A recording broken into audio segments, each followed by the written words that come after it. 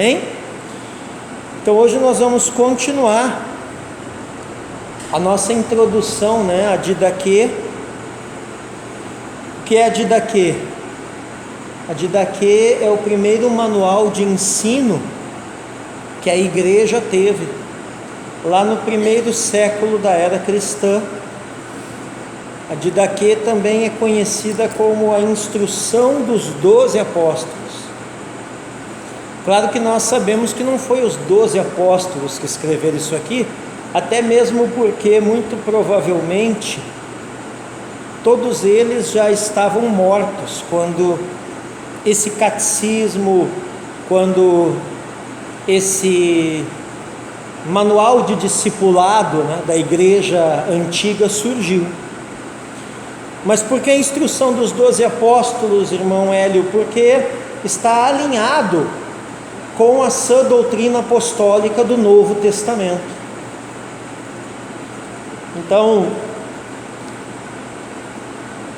eles já tinham, de alguma forma, a palavra de Deus. Os textos aqui do Antigo já estavam consolidados.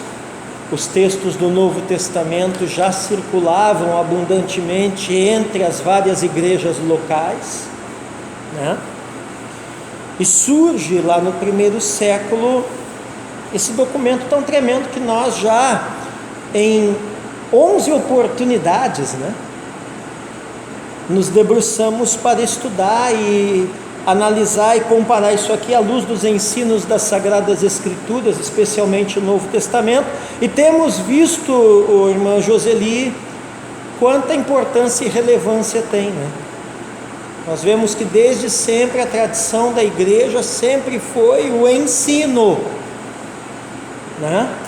Nós vemos que a igreja, no seu passado longínquo, ela não era assim uma coisa de qualquer jeito, aleatória, onde cada comunidade seguia de um jeito, cada crente vivia de um jeito. Não, Já havia um corpo doutrinário, já havia um consenso de ensino, e já havia uma preocupação em ensinar os irmãos a viverem uma vida alinhada com essas coisas.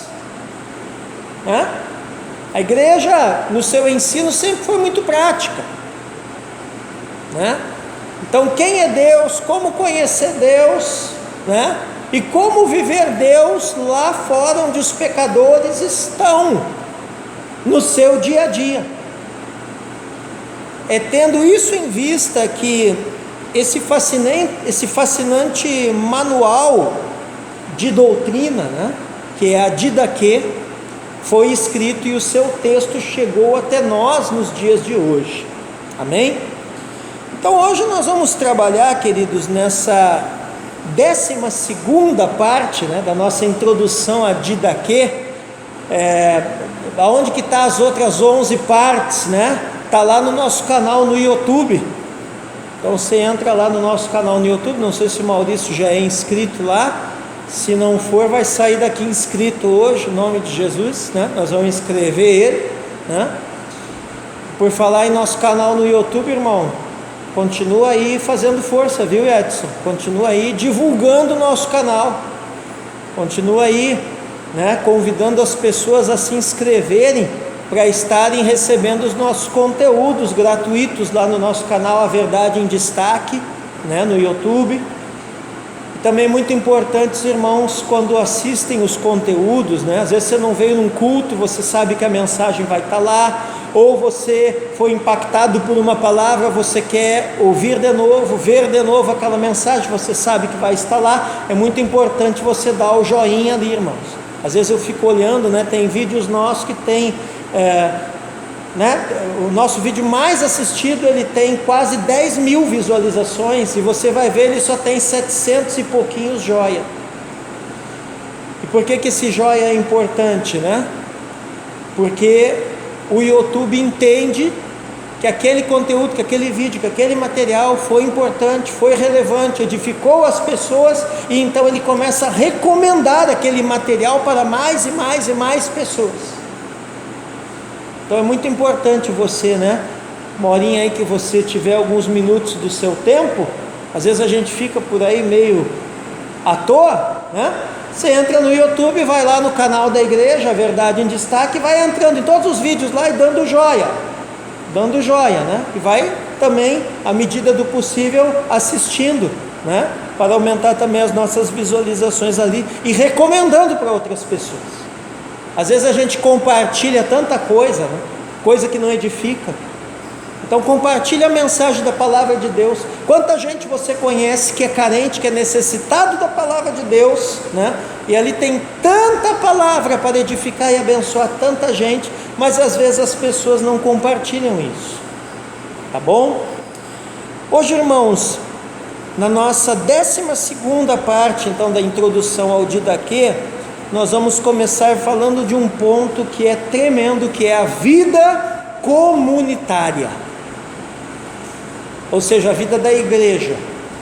A igreja é a comunidade da fé. Como que a igreja, a comunidade da fé, tem que viver? Quantos conflitos você conhece que existe entre irmãos? Às vezes isso ocasiona até a divisão de algumas igrejas, de algumas comunidades. Por quê? Porque não houve o ensino, a orientação de como os irmãos deveriam viver, conviver uns com os outros e com o Senhor. Amém? Então hoje nós vamos começar a falar disso, e eu quero que você abra a sua Bíblia na primeira carta de Paulo a Timóteo. Eu separei 2 textos introdutórios aqui. 1 Timóteo capítulo 6, nós vamos ler o verso 3, 4 e 5.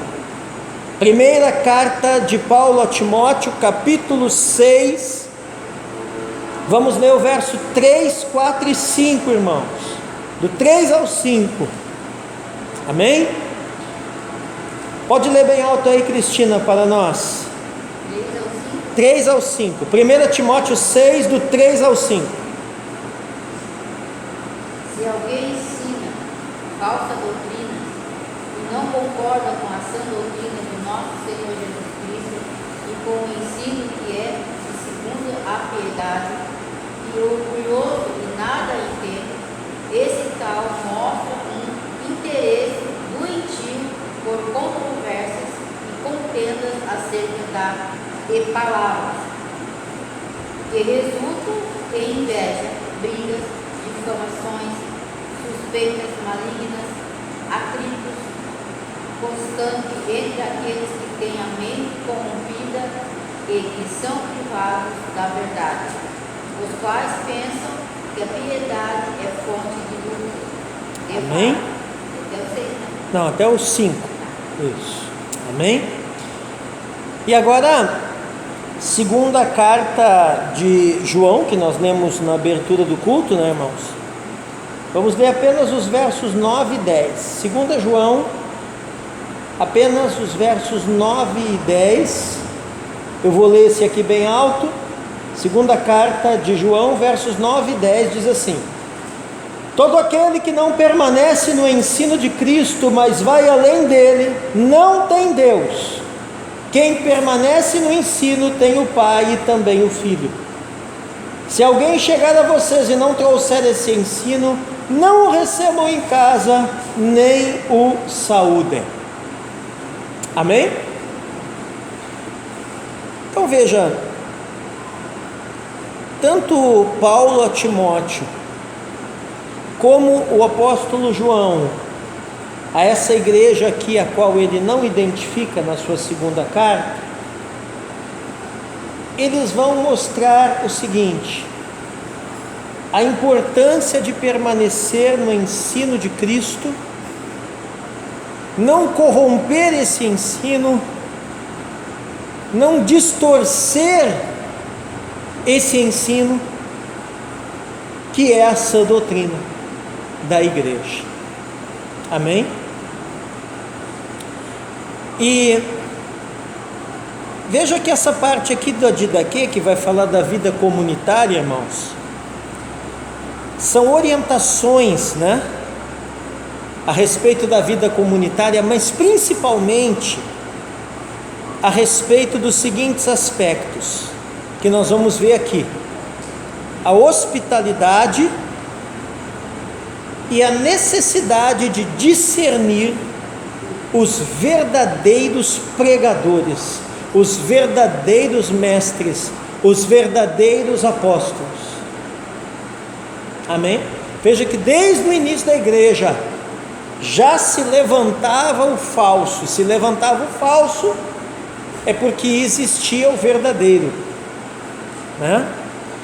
E era muito importante haver uma preocupação da liderança da igreja em ensinar os irmãos a discernir, a compreender, a separar o verdadeiro do falso. Amém? Amém. E aí a Didaquê começa dizendo assim: verdadeiros e falsos pregadores.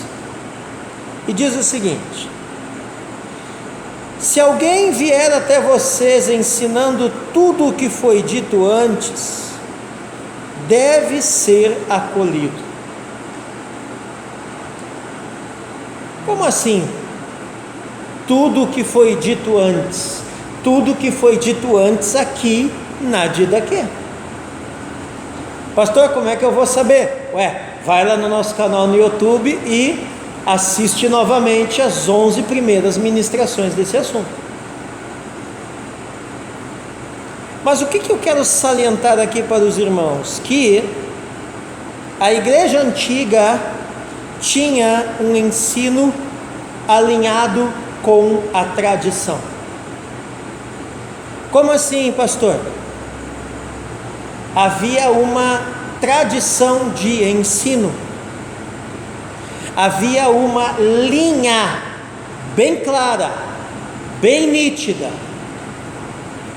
de ensino, no que crer e no que não crer, a quem ouvir e a quem não ouvir, com quem andar e com quem não andar, a quem receber em casa e a quem não receber em casa. Amém? Você começa a ver nas entrelinhas, quem aqui é bem inteligente já percebeu isso? Por que a igreja antiga era tão bem sucedida? Porque eles faziam questão de ter as coisas muito claras, muito marcadas, muito nítidas, muito preto no branco, e eles seguiam isso. Amém? Às vezes a gente tem aquela visão romântica, mística da igreja antiga, da igreja primitiva. É que eles oravam um monte e Deus fazia milagre e as perseguições, os mártires, isso e aquilo, beleza, amém, glória a Deus, tudo isso é verdade, tudo isso aconteceu, tudo isso muito bonito, mas tudo isso estava fundamentado numa base sólida de ensino da palavra. Glória a Deus. E eles não afastavam disso. Os que afastaram deram origem às grandes heresias da história da igreja.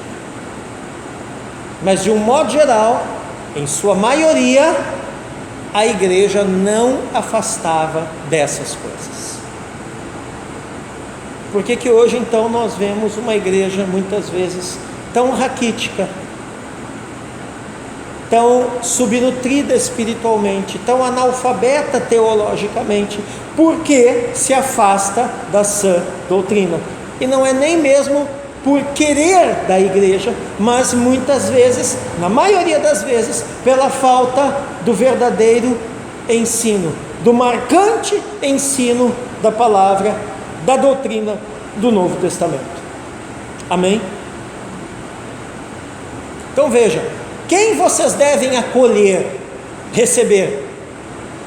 Quem vem ensinando, mas não é ensinando qualquer coisa, ensinando tudo o que nós aprendemos até aqui da sã doutrina do Senhor Jesus. Amém? Mas eu tenho uma nova revelação aqui. Espera aí, irmãozinho. Vamos olhar aqui com as Escrituras, vamos olhar aqui com a sã doutrina. Vamos olhar aqui se isso está alinhado com o que a igreja está vivendo, está falando, está entendendo, está ensinando, está pregando. Se está, amém, nós te recebemos e te acatamos. Se não está, você não é aceito, você não é recebido, você é falso, e nós não vamos te ouvir. Era assim que acontecia na igreja antiga, amém? E aí ele continua dizendo assim: mas se aquele que ensina for perverso e expuser outra doutrina para destruir, não lhe deem atenção. O que nós podemos entender aqui, irmãos? O que era considerado perversidade? Tudo aquilo que corrompesse ou ensinasse outra doutrina. Veja ali, se o que ensina for perverso, qual é a característica do perverso? Expuser outra doutrina. Como a gente trata o perverso? Não lhe deem atenção. Amém? Porque a gente associa perversidade, né, com aqueles pecados grosseiros, né? Maldade premeditada, perversão sexual, impurezas, coisas assim, né? Isso também é perversidade.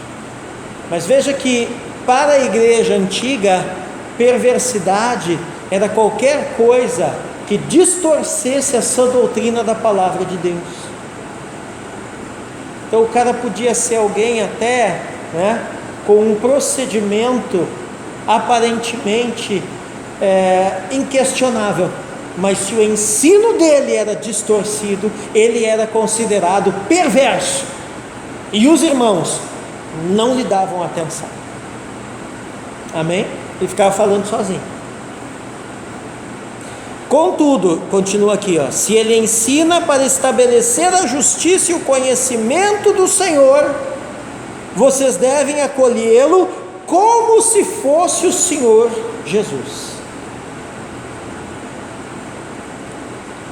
Então, ao passo que o falso mestre, que o falso ensinador não se deveria nem dar atenção para o que ele falava, o verdadeiro mestre, o verdadeiro ensinador, não só deveria ser recebido, mas recebido como se fosse o próprio Senhor Jesus entre eles. E a pergunta é, né? Como você receberia Jesus se ele em pessoa entrasse aqui agora?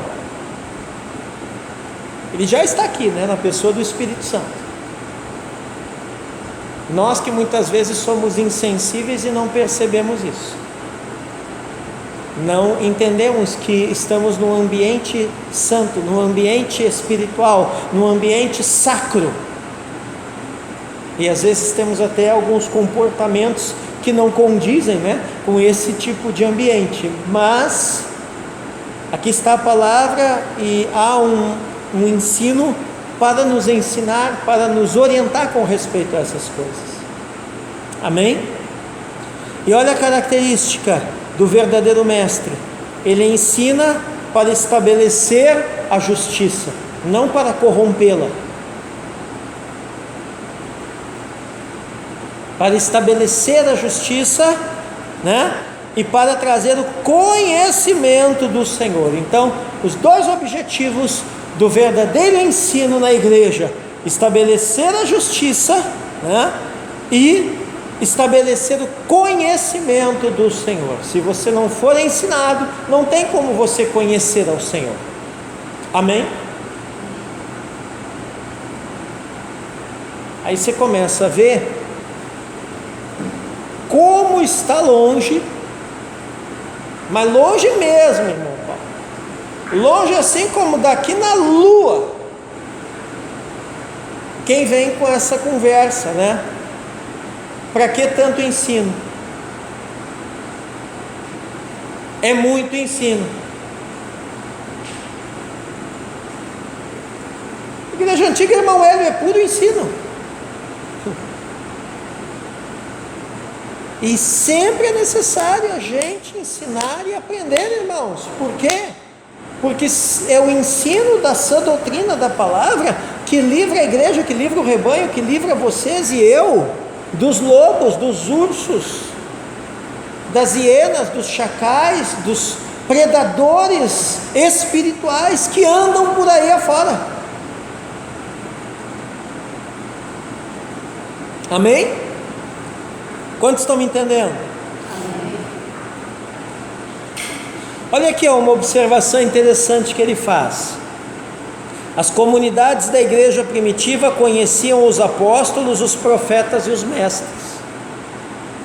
A função deles era anunciar o evangelho e ensinar. Então qual é a função dos apóstolos, profetas e mestres? Eles anunciavam o evangelho e ensinavam a igreja, né? E olha só, eles exerciam o seu papel de maneira itinerante. O que é isso, pastor? Eles andavam visitando as diversas igrejas. Amém? E uma das principais dificuldades que a igreja tinha, irmãos, e tem até hoje, né? Tem até hoje, era distinguir o verdadeiro do falso pregador. Quem é o verdadeiro apóstolo? Quem é o verdadeiro profeta? Quem é o verdadeiro mestre? Eram dificuldades que a igreja tinha e tem. Como eu vejo a igreja hoje em dia por aí, aceitando o falso como se fosse o verdadeiro. Então aqui, nessa parte da Didaquê, queridos, eles vão estabelecer critérios para reconhecer o verdadeiro pregador. Amém? E qual é o critério? Ensinar a justiça e conhecer ao Senhor. Amém? Quem conhece ao Senhor, vive o Senhor. É aquilo que eu falei no início do culto. Quem conhece ao Senhor, interioriza o Senhor. A Bíblia diz assim: é Cristo em vós, a esperança da glória, em vós, dentro de vocês. Cristo em mim, Cristo em vocês, Cristo em vós, a esperança da glória. Aleluia. E quem é o falso mestre, o falso apóstolo, o falso profeta, né? É aquele que, além de não interiorizar o Senhor, ele explora a igreja, ele não pratica aquilo que ensina. Ele manda os outros orar, mas ele não ora. Ele manda os outros congregar, mas ele não congrega. Ele manda os outros adorar, mas ele não adora. Ele não tem lá fora algo essencial na vida de todo verdadeiro crente que tem um nome: testemunho. Amém? Então, veja que o que dá autoridade à palavra de um pregador é a sua vida, não é o seu belo discurso. Amém? Belo discurso até o diabo faz, irmãos,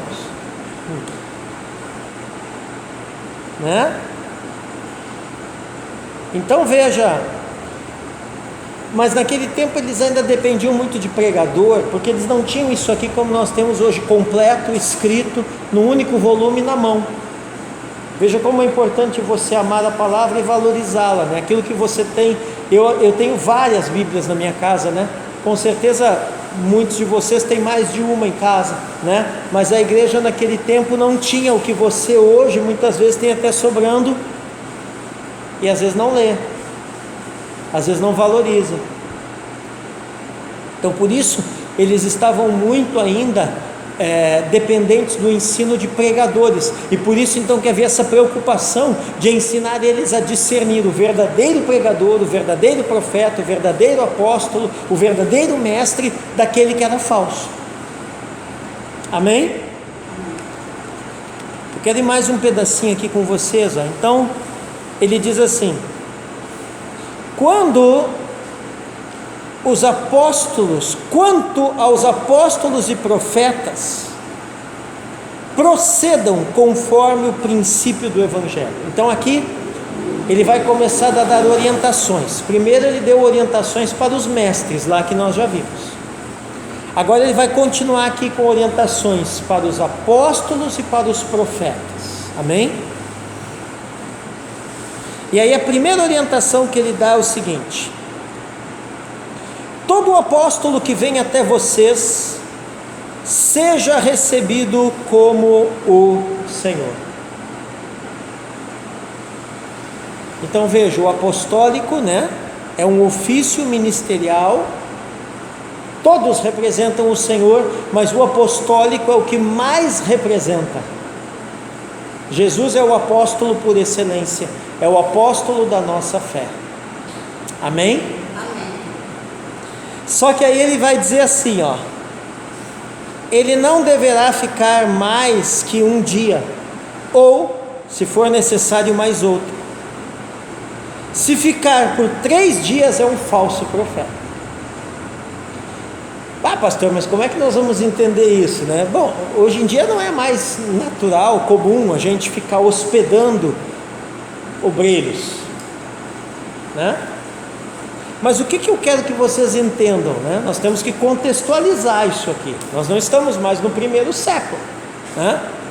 Nós estamos já na era pós-moderna. Mas então, vamos ver o que é o princípio que está por trás disso aqui, amém? E qual é o princípio aqui, irmãos? O princípio é o seguinte: a estadia de um apóstolo, é o que ele está dizendo aqui, deve ser breve. Amém? Então o apóstolo tinha que chegar, fundamentar a igreja no Senhor e partir fundamentando a próxima e a próxima e a próxima e a próxima igreja. Amém? Aí ele vai adiante dizendo assim: ao partir, olha isso, que interessante, o apóstolo não deve levar nada a não ser o pão necessário até o lugar em que for parar. Se exigir dinheiro, é um falso profeta.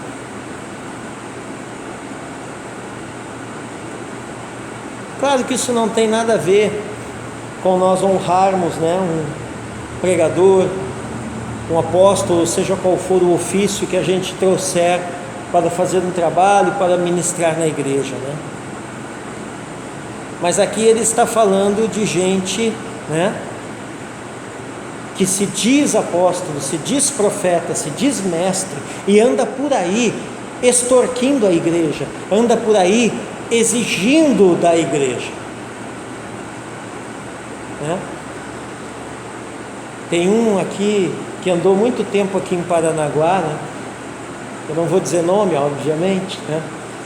Mas a coisa ficou assim tão na cara, né? Infelizmente, que o pessoal até brincava, né? Chamava ele de apóstolo do bolso furado, né? Porque parecia que nunca, né? Sempre ficava pedindo mais e mais e mais e mais e mais, e em vez de pregar o evangelho, só ficava falando de dinheiro. É preciso falar de dinheiro na igreja? Sim, é preciso. Ofertas, dízimos, isso faz parte da adoração, isso faz parte da fidelidade ao Senhor, isso faz parte do dia a dia da igreja. É importante honrar alguém que vem nos ministrar? Sim, a Bíblia também ensina a reconhecer honra, mas o evangelho não é só isso. O evangelho vai muito mais além disso. Amém? Aleluia. Então é o que ele está mostrando aqui, irmãos, ó, o procedimento de um apóstolo, é isso que ele está querendo dizer. E eu acho que não é só o apóstolo, qualquer ofício, o procedimento deve ser modesto. Amém? Eu não posso e não devo ir a uma igreja e exigir que os irmãos semeiem na minha vida aquilo que está além das necessidades, das condições deles de semearem. Vocês estão me olhando com essa cara porque vocês estão começando a pensar o seguinte: bah, pastor, então Se for levar de daqui ao pé da letra aqui, está cheio de falso por aí. É verdade. Entendeu? Então esses discursos assim, não, irmão, vai lá e vende pela fé a tua casa, entrega pela fé o teu carro, e não sei o que, sacrifica o teu emprego, pede as contas e manda tudo para mim. Isso não é bíblico, irmãos. Isso é falso, isso é maligno, isso é demoníaco. Mas eu conheço alguém que vendeu a casa e tal. Ok, mas aí se foi uma coisa que o Senhor pediu para ele, é ele com o Senhor. Eu é que não vou chegar, e ministro, obreiro, líder, pregador nenhum deveria chegar e instigar as pessoas a fazer isso. É contra isso que a Didaquê está falando aqui. Amém? Qual é o procedimento? Cada um contribua segundo propõe no seu coração, não por força nem por constrangimento, mas com alegria, porque Deus ama ao que dá com alegria. Cada um contribua segundo propõe no seu coração. Vocês estão cansados de aprender isso aqui na igreja, né? O que é a oferta? É a resposta a uma proposta que o Senhor faz ao teu coração enquanto você está adorando a Ele. O que é dízimo, né? 10% de tudo aquilo que passa na nossa mão. Trazei todos os dízimos à casa do tesouro, vocês já conhecem o texto. Oferta é uma decisão que eu tomo para com o Senhor, é voluntário. Dízimo é uma decisão que o Senhor tomou para comigo. Ele diz: trazei. Amém. Agora, a gente que anda por aí, né, querendo, em nome de uma suposta fé, instigar as pessoas, né? Deixa eu usar uma palavra aqui: depenar a igreja, tirar das pessoas tudo que elas têm, em nome de uma suposta fé, aqueles discursos que vocês estão cansados de ouvir por aí, né? Faça o sacrifício, faça o desafio. Isso não é de Deus. Isso é falso. Se você vai fazer um desafio, um sacrifício, é você com Deus. Se Deus pediu para ti, amém. Não tenho nada a ver com isso. Agora, eu é que não vou ficar dizendo que você é uma pessoa que não tem fé. Tem gente por aí que diz até que se as pessoas não fizerem essas coisas, não é nem salvo, né? Eu é que não vou dizer isso para os irmãos. Eu não vou ensinar isso para os irmãos, porque isso aí é um ensino antibíblico, né? Vai lá pela fé, faz um empréstimo. Irmão,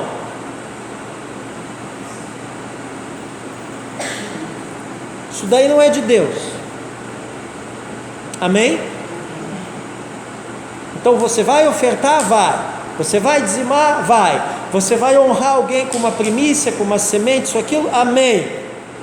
Mas tem que ser alguma coisa que o Espírito gerou no teu espírito, e não ficar ouvindo tudo quanto é louco por aí, que vem com tudo quanto é conversa, querendo na verdade explorar os irmãos, explorar a igreja, se aproveitar da boa fé do povo de Deus. Amém?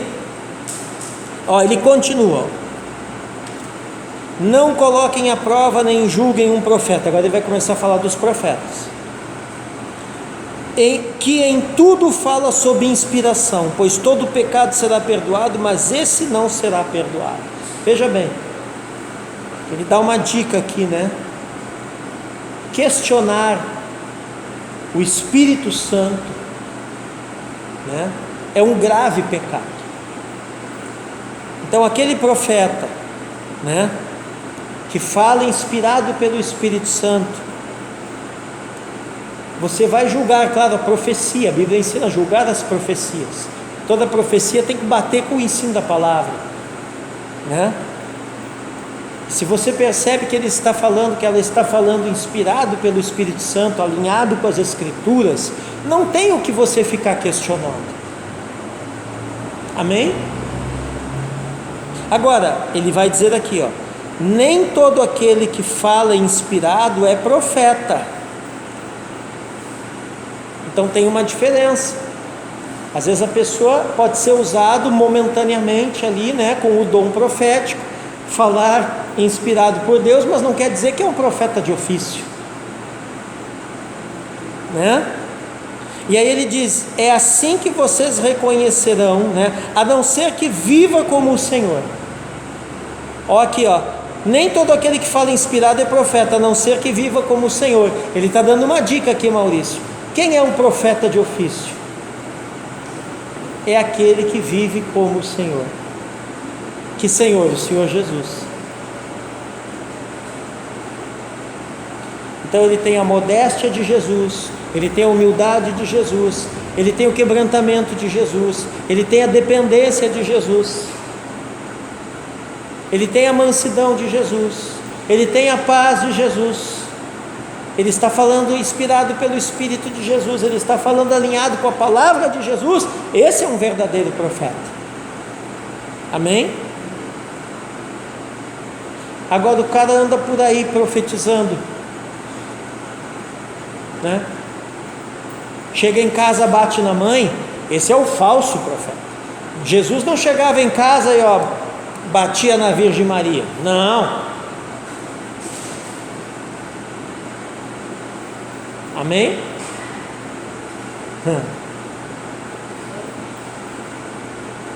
Desse jeito, Sheila. Aleluia. Vamos para o fim já. Todo profeta que, sob inspiração, manda preparar a mesa, não deve comer dela. Caso contrário, trata-se de um falso profeta. Como que nós vamos entender isso aqui, irmãos? Aqui ele está dizendo o seguinte, tá? A prioridade do verdadeiro profeta não é ele mesmo, é o povo de Deus. Entendeu? Assim diz o Senhor: prepare uma mesa para mim. Aí ele é o primeiro a usufruir da mesa. Ou talvez ele chegue e diz assim: não, vocês são indignos dessa mesa, só eu que sou o representante de Deus na terra. Olha esses papos loucos, né? Cuidado com esses papos, né? Vou usufruir da mesa. O Didaquê está dizendo assim: se vier com essas conversas, é falso profeta. Por quê? Porque o objetivo não só do ofício profético, mas de qualquer ofício, é edificar o corpo, é servir ao corpo, é edificar aos santos, é servir à igreja. Amém? Ele diz: todo profeta que ensina a verdade, mas não pratica o que ensina, é um falso profeta. Então veja, tem muita gente por aí, irmãos, aqui mesmo em Paranaguá, irmão Hélio, nesse exato momento, com uma Bíblia na mão pregando. Mas você tem que entender que uma Bíblia na mão pregando, uma porta aberta com meia dúzia de cadeira e um púlpito dizendo que aquilo ali é igreja, e um monte de gente lá dentro gritando, não quer dizer necessariamente que esse fulano é de Deus. Não quer dizer necessariamente que essa fulana é profetisa, que Beltrano é apóstolo, é mestre, é pastor, seja lá o que for, irmãos. Aleluia. Qual é a prova? Praticar o que ensina, viver. Quem é de Deus se esforça por viver. Quem é de Deus se dedica em viver. Tem falha? Tem dificuldade? Tem problema? Tem desafio? Tem, mas está ali 5, 10, 15, 20, quase 30 anos, como eu estou, por exemplo, correndo a corrida da fé, batalhando dia a dia por viver esse evangelho. Você acha que a base da minha autoridade é a minha teologia? Não, a base da minha autoridade para a igreja e para essa cidade precisa ser a minha vida. Amém?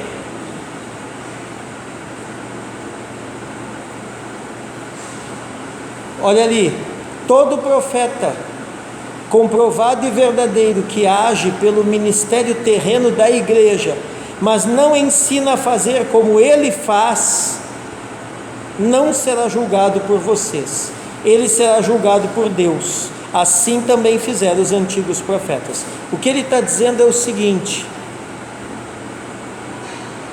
o profeta que diz que representa a igreja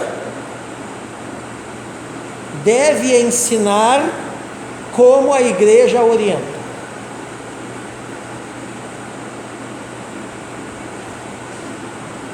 Eu sou um profeta de Deus, assim diz o Senhor para a sua vida. Aquilo que a sua igreja está lá ensinando não tem nada a ver. Siga isso que eu estou te dizendo aqui. Falso profeta, porque é impossível a igreja inteira estar errada e só ele está certo. Deus não age assim.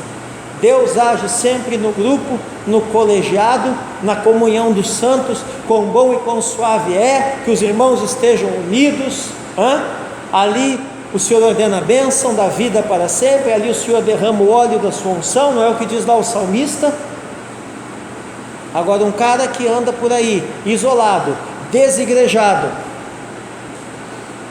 pregando uma coisa, mas com o testemunho de outra, não pode, não deve, não tem nenhuma autoridade sobre mim, sobre nenhum dos irmãos, sobre a igreja. E outra, tem que estar sujeito à igreja. Se a igreja disser assim: você não vai mais ensinar por um tempo, amém. Por quê? Porque ele se submete às autoridades da igreja local.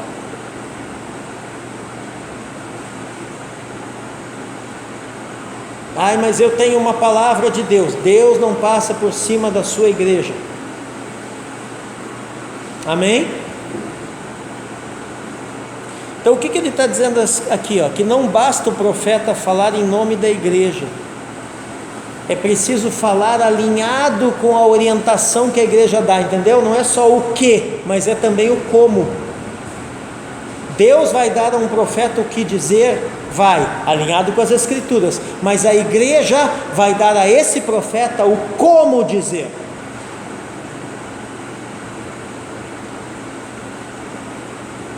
Quer dizer, o protocolo. Ela vai seguir um protocolo que é estabelecido pela igreja. Por exemplo, um protocolo profético que está no Novo Testamento, né? Quando alguém tem uma palavra profética para a igreja, todos devem calar para que esse entregue a palavra, e essa palavra deverá ser julgada pela igreja, comparada com o que diz essa doutrina nas escrituras sagradas, para aí então a igreja aceitá-la ou não. E se forem línguas estranhas, ou línguas espirituais, melhor dizendo, né? Tem que ter um intérprete para que a igreja entenda. Isso tudo está na Bíblia, irmãos.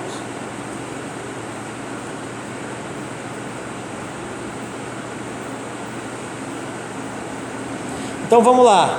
Marcas de um verdadeiro profeta: inspiração,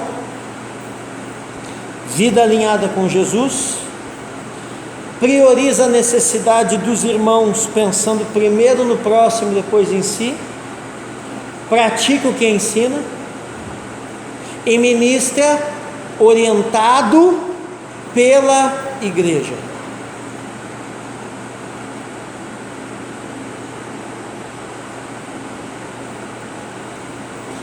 E por último, diz assim: se alguém disser sob inspiração, dê-me dinheiro ou qualquer outra coisa, não o escutem. Contudo, se pedir para dar a outros necessitados, então ninguém o julgue. O que está querendo dizer aqui? Está dizendo então que a gente não pode levantar oferta no culto. Não, não é isso. Que a gente não pode entregar uma oferta especial, um voto. Não, não é isso. Está dizendo aqui o seguinte: que os recursos do reino devem ser aplicados no reino. Apesar do sustento dos obreiros, com sabedoria, com coerência e com modéstia, ser também uma necessidade a ser suprida.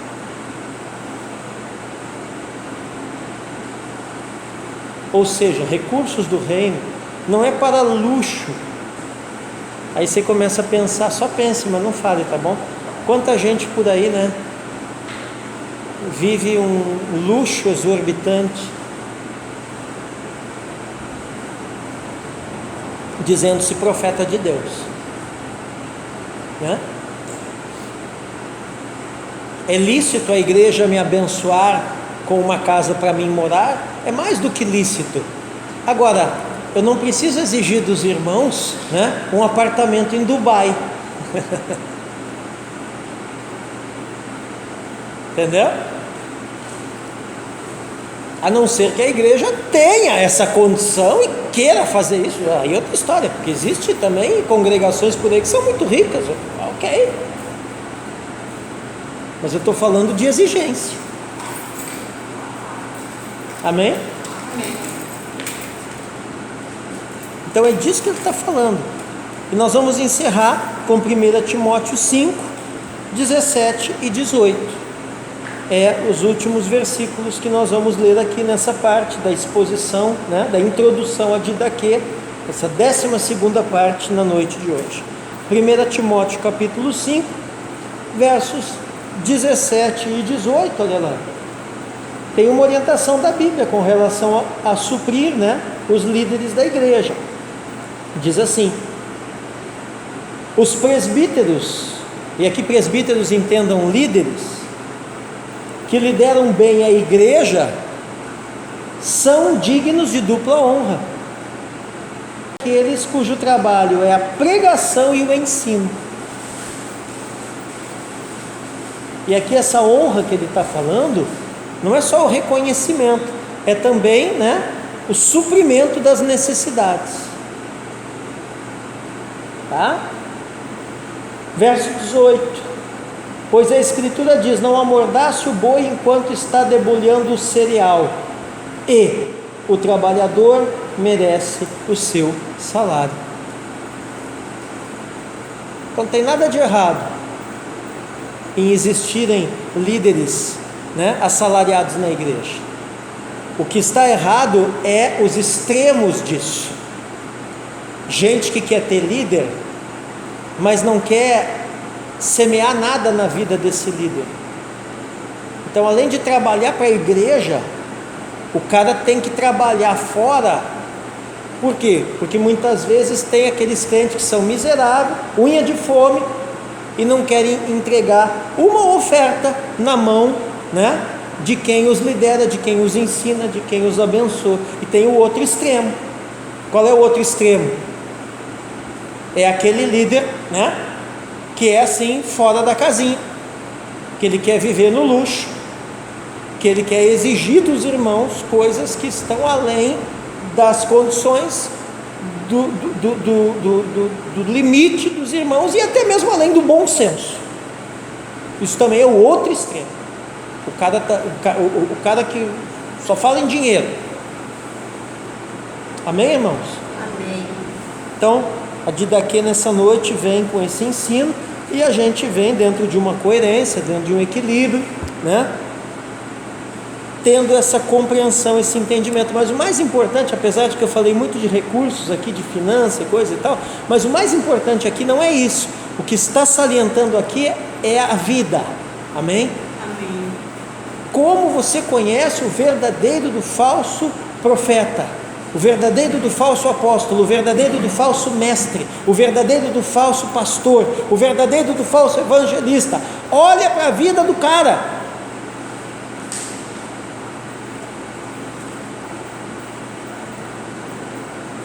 Olha como esse cara vive, como a família dele vive. Esse cara paga o que deve? Qual é o testemunho na cidade sobre ele? As pessoas confiam nele. Qual é o testemunho da esposa dele, dos filhos dele? Claro que não existe gente 100% perfeito, vai ter problema, vai, mas ele tem perseverado no Senhor?